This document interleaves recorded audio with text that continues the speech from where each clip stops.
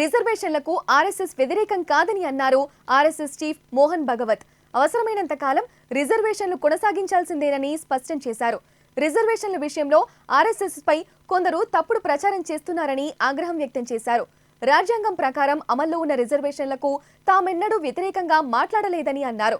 రంగారెడ్డి జిల్లా నాదర్గుల్లో విద్యాభారతి విజ్ఞాన కేంద్ర ఇంటర్నేషనల్ స్కూల్ ప్రారంభోత్సవం జరిగింది. ఈ కార్యక్రమంలో త్రిదండి చిన్నజీయర్ స్వామితో పాటు ఆర్ఎస్ఎస్ చీఫ్ మోహన్ భగవత్ పాల్గొని పాఠశాలను ప్రారంభించారు. ఈ సందర్భంగా అవసరమైనంత కాలం రిజర్వేషన్లు కొనసాగించాల్సిందేనని మోహన్ భగవత్ తేల్చి చెప్పారు.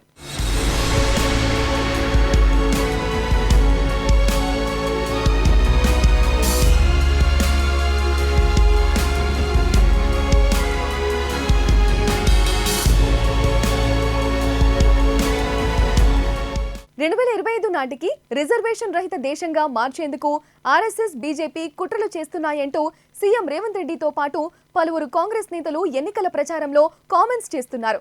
ఆర్ఎస్ఎస్ ఎజెండా అమలు కోసం 2025 నాటి కాల రిజర్వేషన్లు సమూలంగా రద్దు చేసేందుకు మోడీ, అమిత్ షా ద్వయం ప్రయత్నిస్తోందని, అందుకోసమే 400 ఎంపీ సీట్లను బీజేపీ అడుగుతోందని ఆరోపిస్తున్నారు.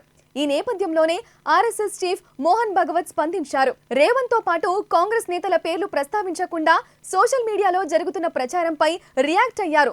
కొందరు స్వార్థంతో ఆర్ఎస్ఎస్ పై దుష్ప్రచారం చేస్తున్నారని ఫైర్ అయ్యారు.